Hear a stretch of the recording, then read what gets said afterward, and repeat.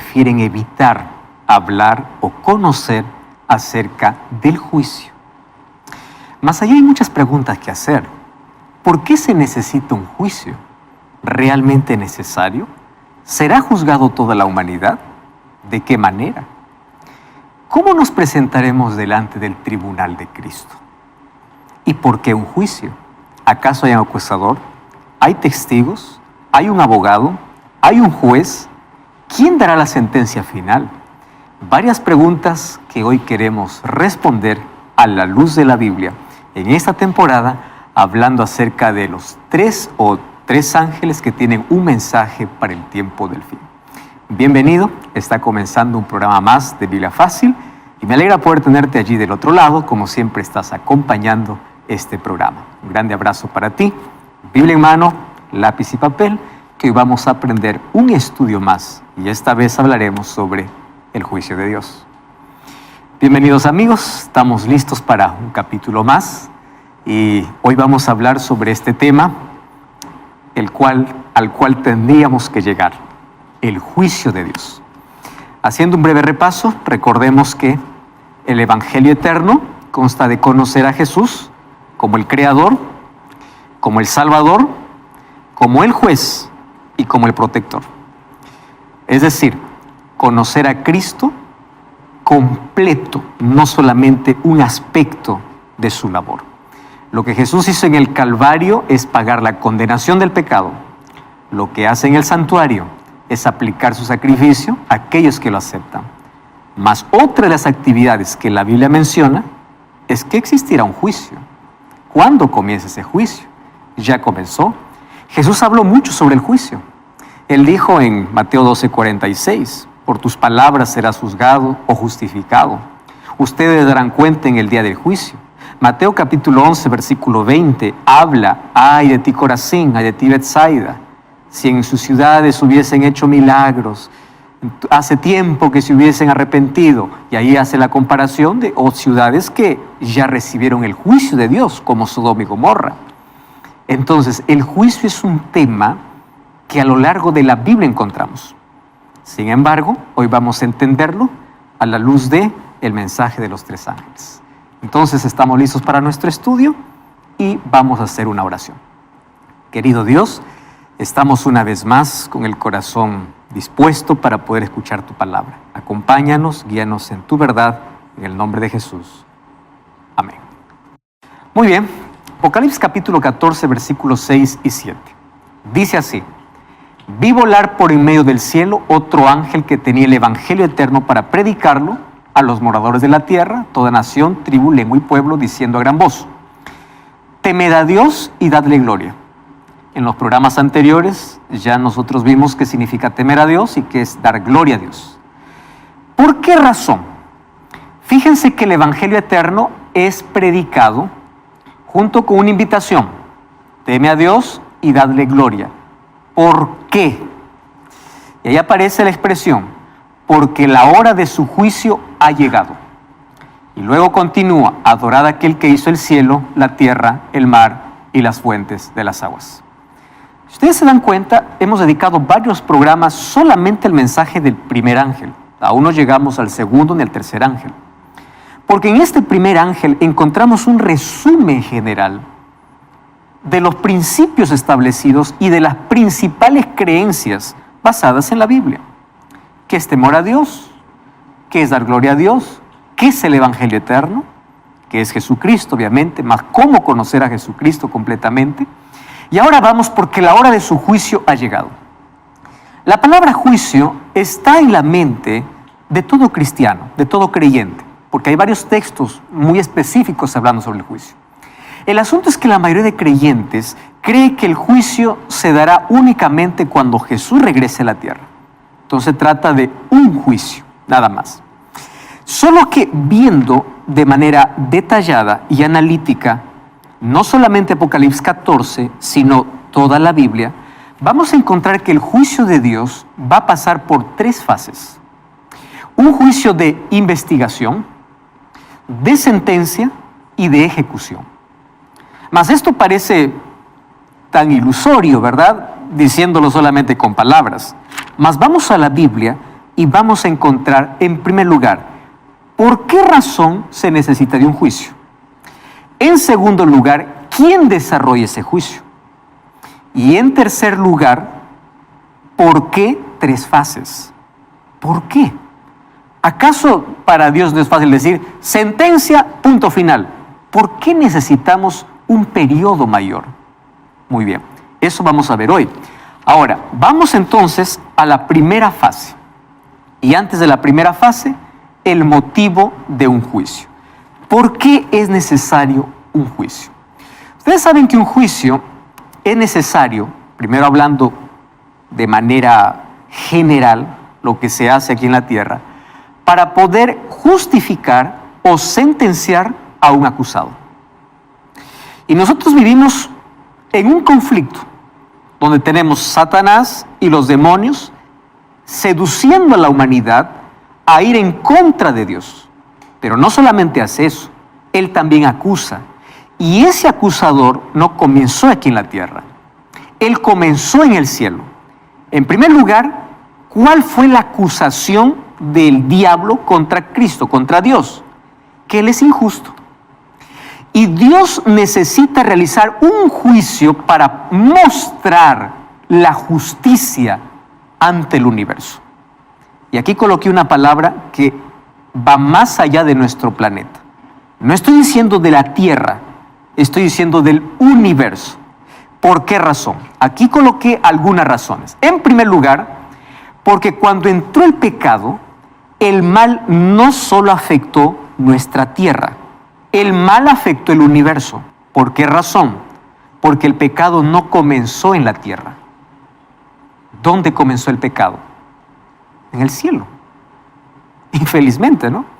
El pecado comenzó como un misterio en el corazón de un ángel creado perfecto, Lucifer. Ahora, si el pecado no comenzó en la tierra, entonces quiere decir que el problema no es un asunto de la tierra. Es un asunto que envuelve más personas, más seres. Cuando hablo de seres, ¿quiénes están involucrados dentro del pecado? No solamente Satanás. Satanás, ¿con cuántas personas o con cuántos ángeles vino? ¿Qué dice Apocalipsis 12:7 al 9? Que a la tercera parte de ángeles convenció. Y aquí viene el motivo del juicio. Presten atención que esto es importante. Para que Satanás pueda engañar a una tercera parte de ángeles, que son los seres más inteligentes, significa que sus acusaciones parecían ser verdaderas. ¿Están entendiendo la magnitud? No está diciendo que engañó a seres humanos, a ángeles. Cuando él comenzó a acusar a Dios en el cielo, la tercera parte de ángeles convenció. Y no estamos hablando de humanos, seres inteligentísimos. ¿Y por qué creen que lo creyeron? Porque aparentemente las acusaciones de Satanás eran verdaderas. ¿Ustedes saben por qué Dios no destruyó a Satanás inmediatamente después que él se sublevó en el cielo? Porque una cosa sencilla sería, alguien se subleva, ya, acabó contigo, o sea, te destruye y acabó. Porque si Dios hubiese destruido a Lucifer cuando se rebeló, la duda sobre el carácter de Dios hubiese sido mayor. ¿Por qué? Porque antes de su rebelión, ¿cuál era la acusación de Satanás? Dios es injusto.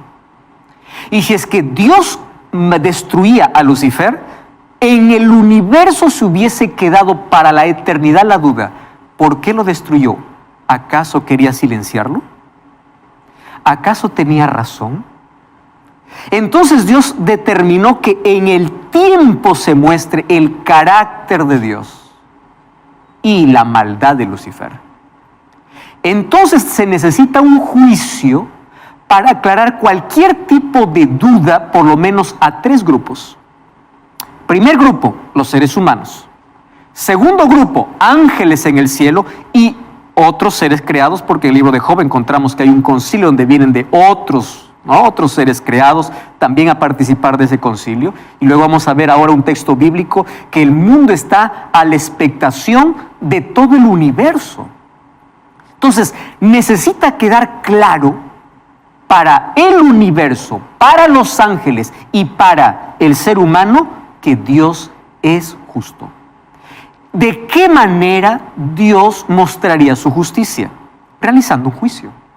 Porque Dios sabe todo, pero los ángeles no. Los ángeles ven acciones, pero no conocen pensamientos.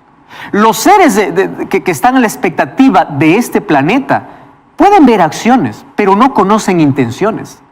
Por eso es necesario un registro, es necesario un juicio para que no quede rastro de duda en la eternidad sobre la justicia de Dios. Ahora, ese es el primer punto. Segundo punto, ángeles están involucrados en el mal del universo, porque la tercera parte de ángeles vino a la tierra.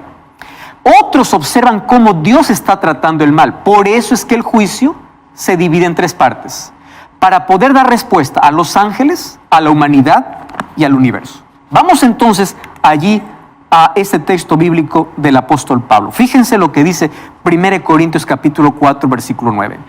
Este texto es extraordinario. Pablo dice así: según pienso, Dios nos ha exhibido a nosotros, ojo lo que está hablando, exhibición, a nosotros los apóstoles como postreros, como a sentenciados a muerte.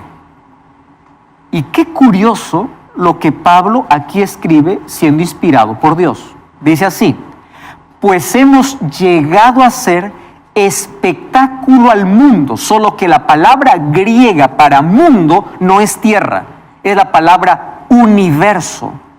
Está hablando sobre el cosmos. Y él dice, hemos sido llegados a ser espectáculo al universo, a los ángeles y a los hombres. ¿Por qué razón utiliza de manera separada tres grupos? ¿Qué cosa dice? Nosotros venimos a ser como la obra de teatro. Todos están a la expectativa. ¿Quién está en la expectativa? El universo, los ángeles y los hombres. Cuando habla acerca de los hombres, está hablando acerca de los impíos que no pertenecen obviamente al pueblo de Dios. Ahora, vamos a Colosenses capítulo 1, versículo 19 y versículo 20, que esto nos va a dar una luz más clara todavía. El libro de Colosenses, capítulo 1, versículo 19 y versículo 20. Wow, dice así: porque al Padre agradó que en Él habitara toda la plenitud. Ustedes saben de quién está hablando aquí, de Jesucristo. Y el versículo 20 dice así: por medio de Él, ¿por medio de quién? De Cristo, reconciliar consigo todas las cosas. Y aquí viene la sorpresa. ¿Qué cosas tiene que reconciliar? Las que están en la tierra, ¿como quién más? Como a los que están ¿dónde? En los cielos. ¿Cómo es esto? ¿Acaso la reconciliación no era solamente con ser humano? Él dice, a través de Él, por medio de Él, vino para reconciliar todas las cosas, los que están en la tierra como las que están en los cielos, haciendo paz mediante la sangre de su cruz. Entonces, el juicio va a mostrar al final de la historia que Dios es justo. Por primera vez después que entró el pecado, va a entrar todo el universo en la armonía perfecta, porque ahora no hay armonía en el universo. El ser humano en la tierra, totalmente rebelde y desobediente contra Dios. Tenemos un grupo de ángeles malos, que son los demonios que están con Satanás. Tenemos seres en el universo, tenemos a los ángeles, o sea, no hay una armonía completa. Pero al final del juicio va a haber una armonía entre ángeles, seres humanos y el universo. ¿Por qué? Porque todos declararán que Dios es justo. ¿Y de qué manera ellos se dan cuenta que Dios es justo? Allí viene Cristo para reconciliar, unir, quedar en claro para todos los grupos la justicia de Dios. Y esa justicia de Dios se va a revelar ¿cómo? En el juicio. Por eso existe un proceso en el juicio donde Dios responderá toda pregunta. Vamos a responder eso a través del mensaje de los tres ángeles. Noten aquí lo que dice Apocalipsis 14:7. Adorad a Dios, temed a Dios, porque la hora de su juicio ha llegado. Presten atención.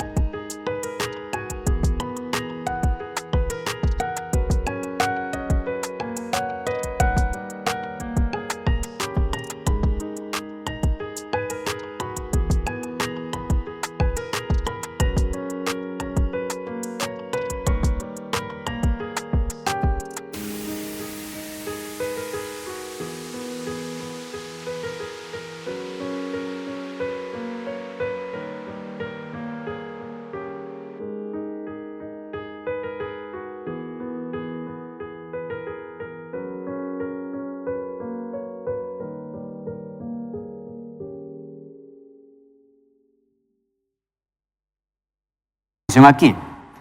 El término no dice llegará, ¿correcto? El término no dice ya llegó en el pasado. El término dice la hora de su juicio ha llegado. Esa palabra ha llegado, ¿qué significa? Ha comenzado. A ver, si ustedes se fijan, el primer ángel, cuando da su anuncio, ¿acaso no es antes de la venida de Jesús? ¿Acaso ese evangelio eterno no es para predicarlo a toda nación, tribu, lengua y pueblo? Entonces, el juicio no es cuando Cristo viene. El juicio comienza ¿cuándo? En el mensaje del primer ángel. Cuando el evangelio todavía tiene que ser predicado a todos los moradores de la tierra. Allí comienza diciendo, la hora de su juicio ha comenzado. Todavía no se proclama el segundo. Todavía no se proclama el tercer mensaje. Apenas está proclamando ¿qué cosa? El primer mensaje. A la hora que el primer mensaje comienza a proclamarse para toda la humanidad, quiere decir que la hora de su juicio ha comenzado. Quiere decir, antes de la venida de Jesús, junto con la predicación del evangelio eterno, ¿qué cosa ha comenzado? Una obra de juicio. Y esa primera fase de juicio se llama el juicio de investigación. ¿Cómo nosotros podemos conocer eso? Vamos a la Biblia. Cuando nosotros vamos al libro de Daniel, capítulo 7, habla acerca de una escena de juicio antes de que Cristo pueda recibir los tronos, la gloria y el imperio por los siglos de los siglos. ¿Correcto? Eso está en Daniel capítulo 7. Para poder comprender mejor el juicio en Daniel capítulo 7, déjenme hacerles un brevísimo resumen de historia de lo que pasó representando a Daniel 7 a los 4 mayores imperios que ya se levantaron sobre nuestro planeta. Ustedes saben que para Nabucodonosor se presenta en una estatua de oro. Para Daniel, no estatua de oro, una estatua con diferentes metales, cabeza de oro, pecho, brazos de plata, vientre y muslos de bronce, piernas de hierro y pies de hierro con barro cocido. Entonces, ¿qué cosa está mostrando para Nabucodonosor? La humanidad de comienzo a fin. ¿Por qué razón? Porque cuando llega a los pies de hierro con barro cocido, aparece una piedra que no es cortada con mano de hombre, viene y destruye la estatua. Y esa piedra dice que es el reino eterno. Todos los reinos humanos pasaron. El reino eterno es el reino de Cristo. Pero esa misma visión Dios muestra a Daniel en el capítulo 7. Pero ya no lo muestra en forma de estatua. Lo muestra en forma de 4 animales. Y ustedes van a leer con detenimiento porque esto no es un invento mío. Ustedes pueden ver capítulo 7. La interpretación de quién representa cada animal, este mismo capítulo. Esto representa tal, esto representa tal. Ahora, fíjense aquí lo siguiente. Esa sucesión de 4 animales, antes de que la piedra pueda caer y pueda instalarse el reino eterno de Dios, Daniel 7 dice que habrá un juicio. Entonces, vamos a hacer un breve repaso. Esos 4 animales representan 4 imperios. El primer imperio, el imperio babilónico, que comenzó en el año 605 y terminó en el año 539. El 12 de octubre del año 539, los medos y los persas invadieron a Babilonia. Mientras Belsasar estaba en una fiesta, desviaron el río Éufrates y conquistaron. ¿Quién vino? Ciro. Conquistó Babilonia. Muy bien. Ese primer imperio es comparado a un león con alas. Las alas significa velocidad para avanzar, para conquistar. Pero dice que esas alas fueron cortadas. Estoy haciendo apenas un resumen de Daniel 7. Esas alas arrancadas representan la locura de Nabucodonosor. A partir de allí, Babilonia nunca más creció. Todo su esplendor fue en los tiempos del rey Nabucodonosor. En el año 539, un 12 de octubre, aparece Medo-Persia. Se unen dos para poder formar un imperio. Los medos y los persas aparecen representados por un oso que tiene 3 costillas en la boca. Esas 3 costillas representan sus 3 mayores conquistas, que sería Babilonia, Egipto y Libia. Las 3 mayores conquistas. Fue un grande imperio, no más poderoso que Babilonia, pero un día aparece, después de algún tiempo, en el año 331, uno que sacudió la historia, llamado Alejandro el Grande. Ese Alejandro apareció muy joven y él murió a los 33 años, producto del vicio del alcohol. Pero en ese tiempo corto, él conquistó e hizo uno de los imperios más famosos, el imperio griego. Grecia, gracias a ellos, hasta hoy tenemos la filosofía que viene de allá, ¿verdad? El conocimiento, la sabiduría de los grandes filósofos. Pero durante ese imperio griego, ese imperio aparece como un leopardo que tiene 4 cabezas. ¿Y por qué 4 cabezas? Porque cuando Alejandro muere, sus 4 generales son los que toman la posición del imperio. Por eso es que cada cabeza representa un general. Ptolomeo, Silímaco, Seleuco, Casandro. Esos 4 toman el imperio griego. Pero ellos, después de un tiempo, comienzan a disputar las tierras entre ellos. Hasta que llegamos al año 168. En el año 168, en la batalla de Pydna, pierde ante Roma. Y a partir del año 168 aparece el 4º animal o el 4º imperio, que es como una bestia que no tiene forma, terrible en gran manera.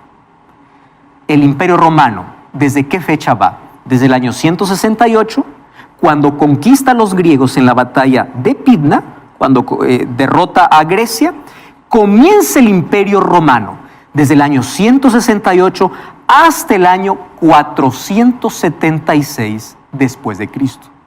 Es con Roma que se hace la división, el cambio de calendario incluso, y es con Roma que se hace el antes de Cristo y después de Cristo, porque Cristo vino y nació bajo el imperio ¿qué? Romano.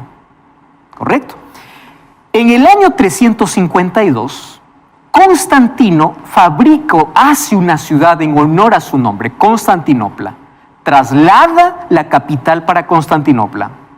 Su imperio se debilita y 10 tribus bárbaras invaden su imperio. Esas 10 tribus bárbaras están representadas porque este 4º animal tiene 10 cuernos. Ahí va a ver en Daniel capítulo 7 que este 4º animal tiene 10 cuernos. ¿Y qué sucede? Esos 10 cuernos significa que son 10 tribus que invaden el territorio romano y lo conquistan. En el año 476, Odoacro, rey de los ostrogodos, vence a Rómulo Augusto, que sería el último emperador romano. ¿En qué año? 476. ¿Y saben qué dice la profecía de Daniel capítulo 7? Que de ese 4º animal, de los 10 cuernos que tenía, 3 fueron arrancados. Y de los 3 que fueron arrancados, nace un cuerno pequeño, que es diferente. Un cuerno que habla arrogancias, un cuerno que quiere anular la ley de Dios, un cuerno que habla blasfemias contra Dios y que persigue a los santos. Yo apenas les estoy resumiendo lo que ustedes pueden leer con detalle, lo que está en Daniel capítulo 7. Ese cuerno pequeño, entonces, ¿qué cosa sería? Un poder político religioso. Ese cuerno pequeño de Daniel capítulo 7. Solo, ¿qué cosa sucede? Vamos vuelta a la historia. La historia ayuda a confirmar la profecía. ¿Qué cosa sucede? Cuando Rómulo Augusto es vencido por Odoacro y junto a las 10 tribus bárbaras que invadieron el Imperio Romano, cuando el emperador desaparece de escena, ¿quién aparece como representante en la misma Roma? El obispo. ¿Qué hace el obispo? Justiniano, en el año 533, le declara al obispo de Roma como cabeza de todas las iglesias. Primero, un aspecto religioso, pero él también se ganó en el aspecto político, a tal punto que él comenzó a hacer guerras, y allí conocemos la historia como las guerras papales. Ahí aparece una mujer llamada Cleotilde, aparece un hombre llamado Demetrio que comienza a ayudar a este sistema, hasta que finalmente logra derribar a 3 tribus que no estaban a favor de su sucesión. Dentro de esas 3 tribus, ¿saben quién está? Los vándalos, visigodos y ostrogodos. En el año 538, la última guerra papal, ¿qué cosa hace? Destruye esa última tribu. Y si cumple perfectamente Daniel 7, cuando nace este cuerno pequeño, son derribados 3. ¿Y qué sucede a partir del año 538? Comienza la edad medieval. Porque ahora tiene la hegemonía política y religiosa. Y desde el año 538 va hasta ¿dónde? Hasta 1798. Porque hay una profecía que indica que este poder perseguiría. Sería un poder político, religioso y perseguidor. En Daniel capítulo 7 dice que perseguiría tiempo, tiempos y la mitad de un tiempo. Tiempo es 1 año, tiempo es 2 años, mitad de un tiempo, medio año. Son 3 años y medio. 3 años y medio es igual a 42 meses. 42 meses por 30 es igual a 1260 días. Entonces, tiempo es la mitad de un tiempo, es igual a 42 meses y es igual a 1260 días, que traducido en profecía sería un día por año, 1260 años. Desde el año 538 hasta 1798 fue la edad de oscurantismo. Fue la edad de ¿qué? De persecución, de Santa Inquisición. ¿Por qué les estoy contando esto? Porque ahora va a aparecer Daniel y nos va a decir así: después de estos 4 bestias y de la aparición de este cuerno pequeño, comienza un juicio en el cielo. Les he contado todo esto de la historia para introducirles que la primera fase del juicio aparece cuando el cuerno pequeño deja de reinar por un poco de tiempo.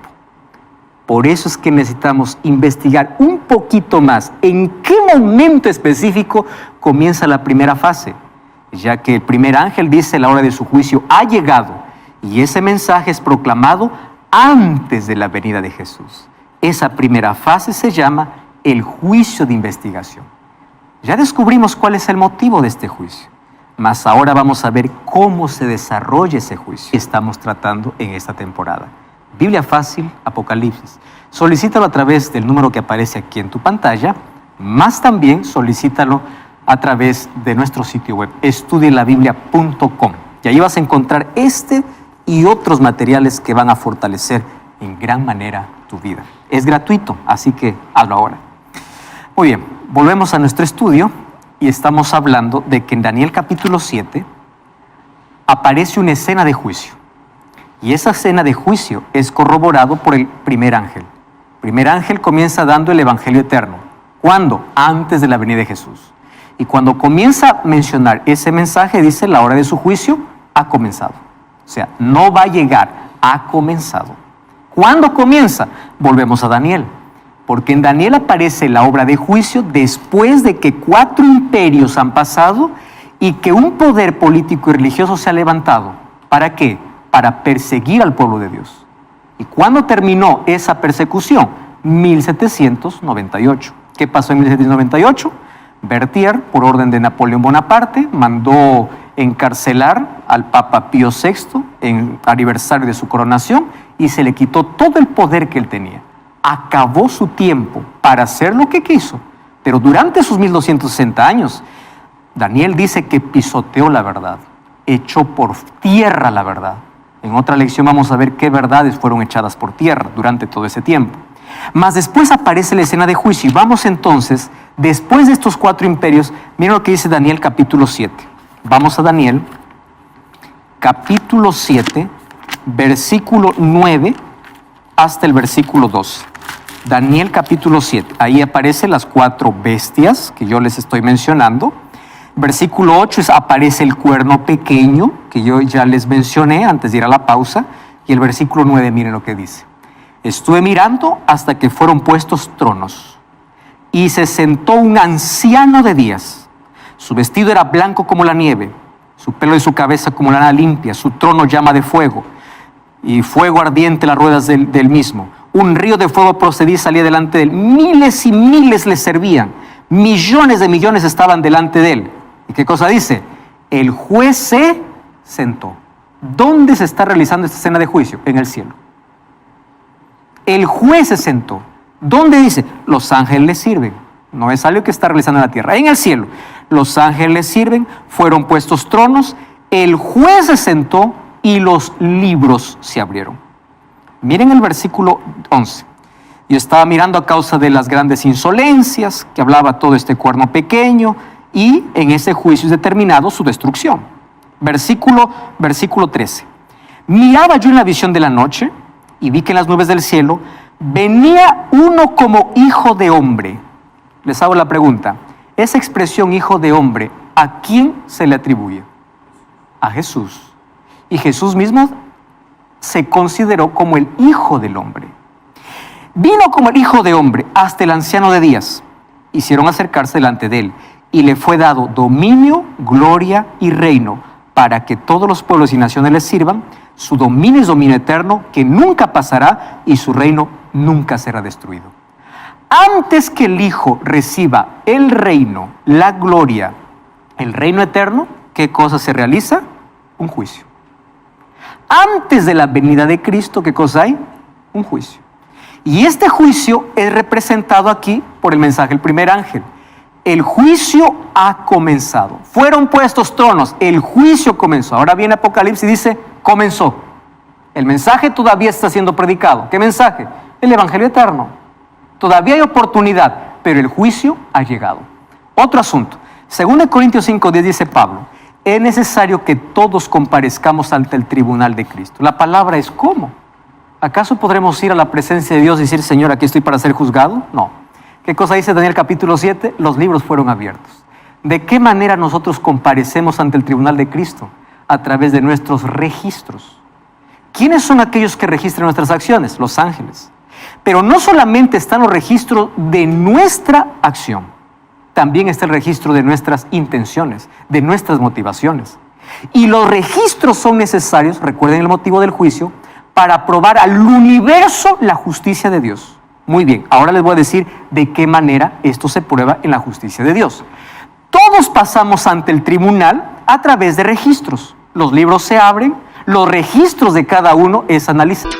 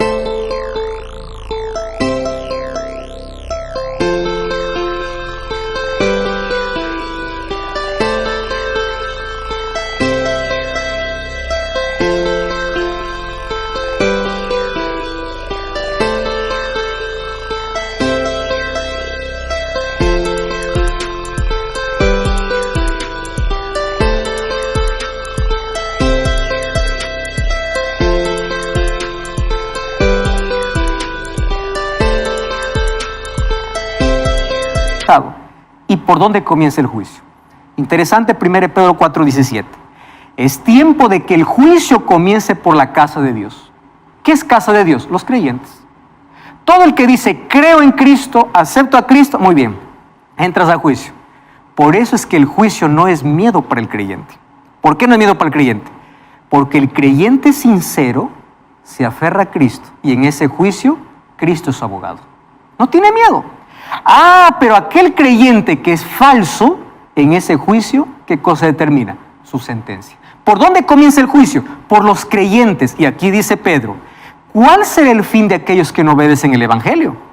Si es juzgado primero el que dice creer, ¿cuál será el fin de aquel que no cree? Que dice Juan 3:17, aquel que no cree ya ha sido condenado. Entonces la primera fase de juicio es para determinar entre todos los creyentes quiénes son los que van a vivir con Cristo por la eternidad. En esta primera fase se determina ¿qué cosa? Acciones. Ahí vamos a entrar a un tema importantísimo. ¿Por qué? ¿Qué dijo Jesús en Mateo 7:21-23? No todo el que me dice Señor, Señor entra en el reino de los cielos. Entonces, ¿de qué manera Dios va a hacer entrar a unos y a otros, aun cuando algunos echaron fuera demonios en el nombre de Dios? Aun cuando algunos hicieron milagros en el nombre de Dios. Porque dice, no todo el que me dice entrará. Entonces, ¿cómo determina quién entra y quién no entra? A través de un juicio. Ustedes recuerdan aquí un asunto que dentro del pueblo de Dios, en la Biblia es representado, trigo y cizaña, cabritos y ovejas. Dentro del pueblo de Dios, ¿qué cosa está representado? ¿Recuerdan la fiesta de bodas? Todos vestidos, menos uno. ¿Dentro de qué? Dentro de los creyentes. Dentro de los creyentes hay lobos vestidos de oveja. En este juicio se determina quiénes son los que se salvan. Ahora fíjense aquí, este texto es clarísimo. ¿Cuándo termina esta primera fase? Apocalipsis 22, 11 y 12 dice que en un momento en el cielo se determinará el que es injusto sea injusto, el que es inmundo sea inmundo, el que es justo practique la justicia, el que es santo siga santo. ¿Qué quiere decir? Llegará un momento en que Cristo terminará esa primera fase. El caso de toda la humanidad está determinada. El que es justo, siga justo. El impío, sigue impío. Ya no hay más oportunidad, ya no hay más gracia. La puerta se cerró. ¿Recuerdan Mateo capítulo 25? La puerta se cerró, no os conozco. O sea, cuando se termine la gracia, acaba la primera fase. ¿Cuándo sucede eso? No hay fecha. Eso no conocemos, mas hay evidencias. Ahora, ¿qué cosa dice en el versículo 12? Terminando el versículo 11, miren lo que dice el versículo 12. Yo vengo pronto y mi galardón conmigo para recompensar a cada uno según fuese su obra. Presten atención aquí. Jesús dice, yo vengo para recompensar. ¿Qué cosa es galardón? Recompensa. ¿Cómo Dios va a recompensar a cada uno? Según sus obras. Entonces, para recompensar a cada uno de acuerdo a su obra, primero, ¿qué cosa tuvo que haber? Un proceso de juicio. Para analizar, ¿qué cosa? Las obras. Recuerden una cosa, somos salvos por gracia, juzgados por obras. Eso está en la Biblia. Ahora, miren Mateo 16:27. El Hijo del Hombre vendrá en la gloria de su Padre y sus ángeles, y entonces pagará. ¿Por qué hago énfasis que la recompensa viene después de la primera fase de juicio? Para que Cristo pueda recompensar a cada uno, primero tiene que evaluar. Esa evaluación se llama juicio de investigación. Muy bien. Cuando Él viene, dice, yo pagaré. Entonces ahí descarta la idea. Cuando uno muere va al infierno, va al cielo. ¿Por qué? Porque si cuando uno muere va al cielo, ya tiene recompensa. ¿Para qué vendría Jesús? ¿Cuál es la recompensa ahí? No tiene sentido. La recompensa lo dará Cristo cuando vuelva. ¿Recuerdan ustedes a Pablo cuando dijo a Timoteo en 2 Timoteo capítulo 4 versículos 7 y 8? Yo estoy para partir.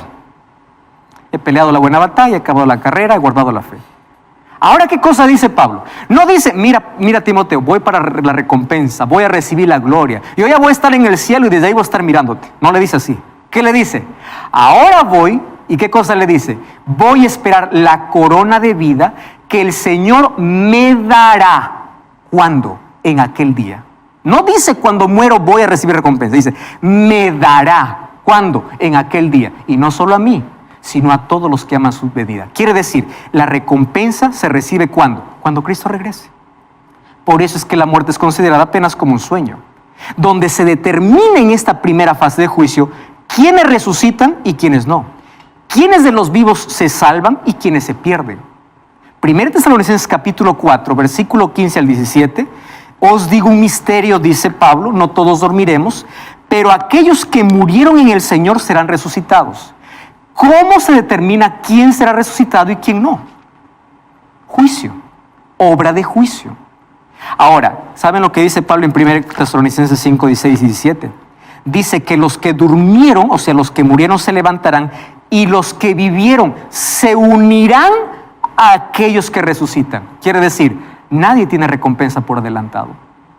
La recompensa, ¿cuándo viene? En la venida de Jesús. Y ambos juntos son arrebatados. De ahí viene el arrebatamiento glorioso. ¿Entre quiénes? Entre los que resucitan, entre los justos, y entre los vivos que están preparados. Ambos seremos arrebatados. Es la recompensa que Pablo esperaba. Es la recompensa que habla Apocalipsis y es la recompensa que habla Mateo capítulo 16. Omar.